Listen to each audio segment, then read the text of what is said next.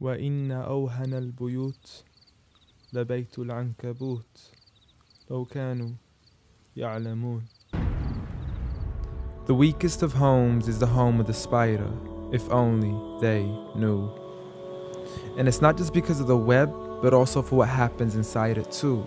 The most fragile of homes, home to the most ferocious of family feuds, a husband and wife relationship that is solely based on being used for consummation.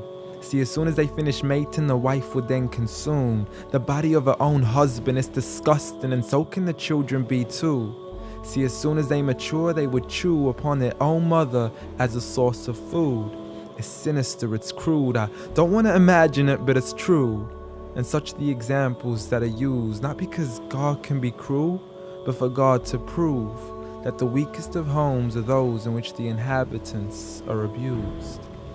See, marriages are meant to bring happiness, and the home is a refuge of tranquility and comfort to all those who walk through. And if you ever do happen to fall into disputes, you must learn to understand that the marriage isn't always about you.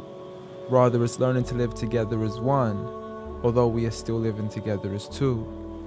In a home where everybody knows that they belong, with love, kindness, and mercy, so we could all just get along, and there's no need for fighting every time something small goes wrong. Because you can't build a home upon violence and then expect it to stand strong. I mean, what kind of man would harm his wife in the darkness of the night, leaving her to bleed as he scars her for life, having to cover up her bruises as she tries to hide them from sight?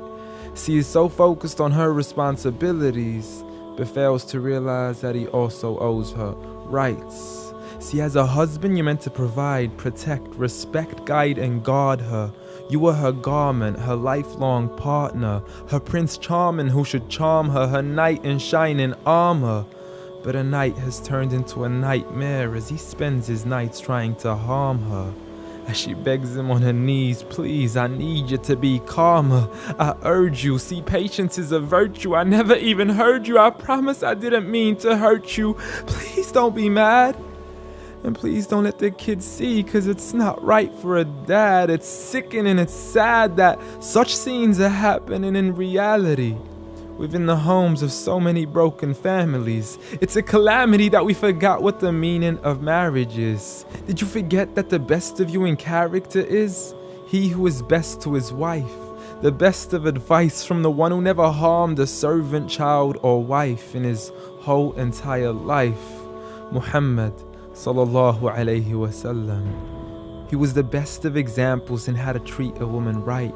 See, if his wife had cooked something he had liked, he would eat it, and if he didn't, he would leave it without expressing an ounce of dislike.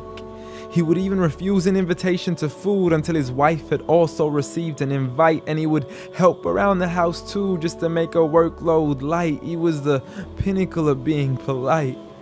And he taught us that the strongest of men is not he who knows how to fight, but rather he who restrains his anger right at the moment of strife.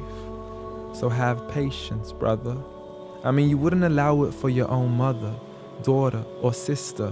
You wouldn't bear to watch another man punch and kick her, so the next time you even think to cause her trauma and hit her, you need to understand that she too is another man's mother, daughter, or sister.